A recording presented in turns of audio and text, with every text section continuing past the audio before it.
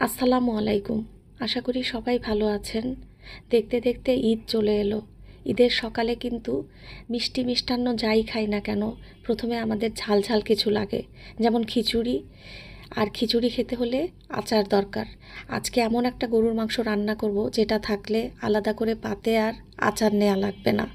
এজন্য আমি প্রথমে 1 কেজি গরুর মাংস নিয়েছি, হাড় চর্বি সহই নিয়েছি। নিয়ে মিডিয়াম সাইজ করে কেটে ধুয়ে পরিষ্কার করে নিয়েছি। এবার এতে আমি কিছু শুকনো উপকরণ যোগ করে দিব। প্রথমে দিচ্ছি 1/2 টেবিল চামচ হলুদের গুঁড়ো, 1/2 টেবিল চামচ শুকনো মরিচের গুঁড়ো, 1/2 টেবিল চামচ ধনে গুঁড়ো, 1/2 টেবিল চামচ জিরের গুঁড়ো, 1/2 টেবিল চামচ গরম মশলার গুঁড়ো, স্বাদ অনুযায়ী কিছুটা লবণ। আর এখানে আমি 2 টেবিল চামচ সর্ষের তেল দিয়ে দিলাম। দিয়ে মাংসের সাথে এই পুরো মশলাগুলোকে ভালো করে হাত দিয়ে মেখে নিয়ে এই মাংসটাকে আমি 15 মিনিটের জন্য রেস্টে রেখে দিব। 15 মিনিট পর আমি চুলায় একটা হাঁড়িতে 1/2 কাপের মতো রান্নার তেল দিয়ে দিলাম। এখানে আমি আস্ত কিছু গরম মশলা নিয়েছি, তেজপাতা, দারচিনি, এলাচ, লবঙ্গ আর 1/2 চা চামচের মতো আছে আস্ত গোলমরিচ। এগুলোকে আমি তেলে দিয়ে 2 মিনিটের মতো কষিয়ে নিব। যখন এগুলো থেকে সুন্দর একটা সুঘ্রাণ বের হবে তখন এখানে আমি 1.5 কাপ কুচনো পেঁয়াজ দিয়ে দিলাম। পেঁয়াজগুলো একটু বড় বড় করে কেটে নিয়েছি, কারণ গরুর মাংসের সাথে পেঁয়াজটা কিন্তু খুব সহজেই সেদ্ধ হয়ে যাবে। আর এতে আমি অল্প 1 চিমটি লবণ দিয়ে দিলাম, যাতে পেঁয়াজগুলো খুব সহজে সেদ্ধ হয়ে যায়। পেঁয়াজগুলোকে আমি 2 মিনিট কষিয়ে যখন পেঁয়াজে হালকা একটু কালার এসেছে তখন এখানে আমি দিয়েছি 1.5 টেবিল চামচ রসুন বাটা আর 3 টেবিল চামচ আদা বাটা। দিয়ে আদা রসুনটাকেও পেঁয়াজের সাথে খুব ভালো করে নেড়েচেড়ে কষিয়ে নিচ্ছি। আর এখানে আমি আস্ত 4টা শুকনো মরিচ দিয়ে দিলাম। এগুলোতে কিন্তু এই মাংসটাতে দারুণ একটা ফ্লেভার দিবে আর খেতেও দারুণ লাগবে।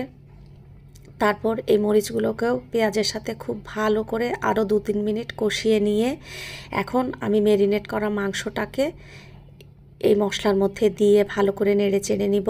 এবং এই কাজটা আমি 4-5 মিনিট ধরে করব। 4-5 মিনিট ভালো করে মাংসটাকে পেঁয়াজের সাথে নেড়ে চেড়ে একটু ভেজে নিব।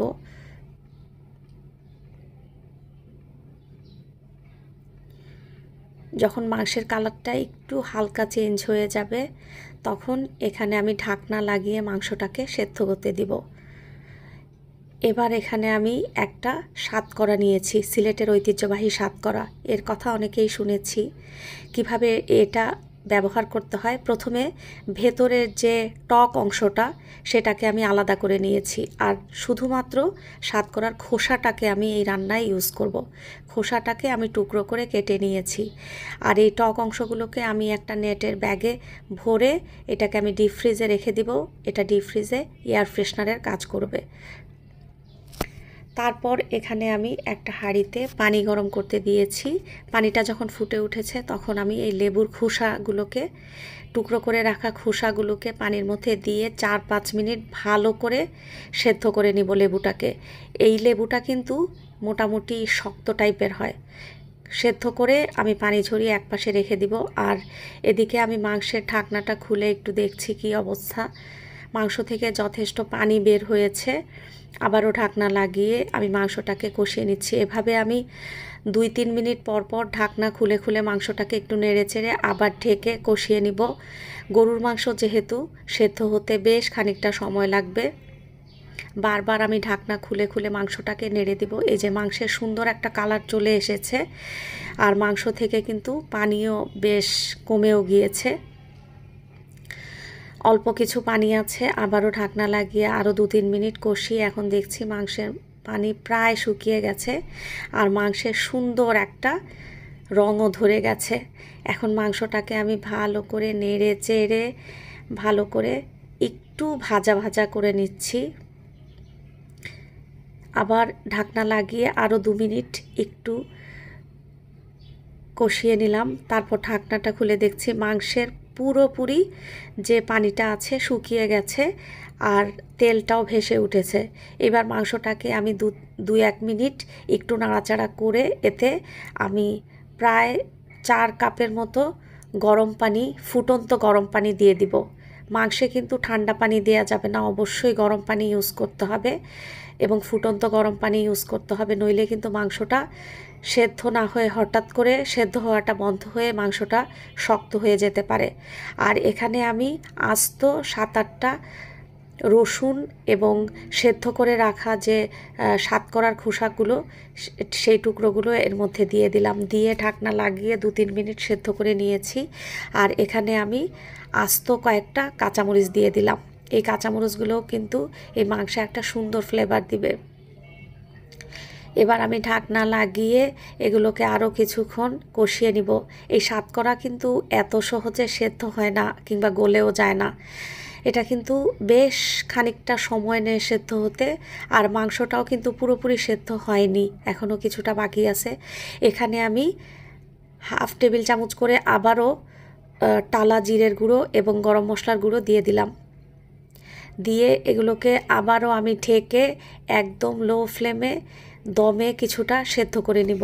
আবারও প্রথমে কিন্তু আমি রান্নাগুলো করব, প্রথমে আমি মাংস রান্নাটা করেছি কিন্তু মিডিয়াম আঁচে, আর এখন আমি লো আঁচে রান্না করছি। প্রথমে মিডিয়াম আঁচে হবে, আর যখন থেকে আমি হচ্ছে গিয়ে এই মাংসের পানিটা যোগ করেছি তারপর থেকে কিন্তু আমি ফ্লেমটা কমিয়ে দিব, লো টু মিডিয়াম করে দিব। তারপর ঢাকনা খুলে দেখছি এখন আমার মাংসটা একদম তৈরি হয়ে গেছে। সাতকরাটা কিন্তু এখন খুব সহজেই অ্যাভেলেবল, যে কোনো সুপার শপেই কিনতে পাওয়া যায়। আর যদি সাতকরাটা ম্যানেজ করা না যায় তাহলে ঘরে থাকা যে কোনো আচার দিয়েই কিন্তু এই আচারি মাংসটা তৈরি করা যাবে। একদম মাংসটা রান্না যখন কমপ্লিট হয়ে যাবে তখন মাংসের উপরে 2 থেকে 3 টেবিল চামচ আচার ছড়িয়ে দিয়ে ঢাকনা লাগিয়ে দমে 2 থেকে 3 মিনিট রেখে দিব, তারপর নামিয়ে পরিবেশন করে ফেলব। সবচেয়ে ভালো হয় যদি আমের টুকরো করা ঝাল আচারটা থাকে, তাহলে কিন্তু একদম দারুণ হবে। তবে সাতকরা দিয়ে করলে এটা সবচেয়ে ভালো হবে।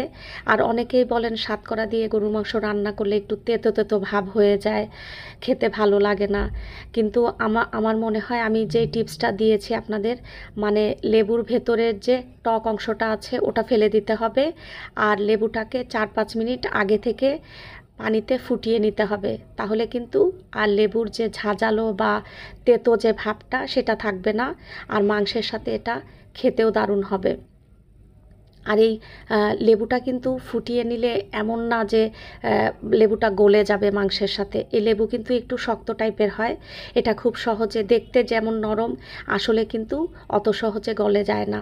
এজন্য একটু ফুটিয়ে নিলেই কিন্তু এটা একদম পারফেক্টলি তৈরি হবে। আমার সব কিছু ঠিকঠাক মতো হয়েছে, মাশাল্লাহ, আলহামদুলিল্লাহ। মাংসটাও সেদ্ধ হয়েছে, রসুন, লেবু আমি যেরকম চেয়েছি সব কিছু পারফেক্টলি কুক হয়েছে। আশা করি আপনাদের ভালো লেগেছে, আর যদি ভালো লেগে থাকে তাহলে এভাবে এই ঈদে একবার করে খেয়ে দেখেন। আর সবাইকে নিয়ে সবাইকে যদি করে খাওয়ান তাহলে আশা করছি সবাই ভালোই বলবে। সবাই ভালো থাকুন, সুস্থ থাকুন। সবাইকে ঈদের শুভেচ্ছা। ভালো করে ঈদ উদযাপন করুন। আল্লাহ সবাইকে হেফাজতে রাখুন। আল্লাহ হাফেজ।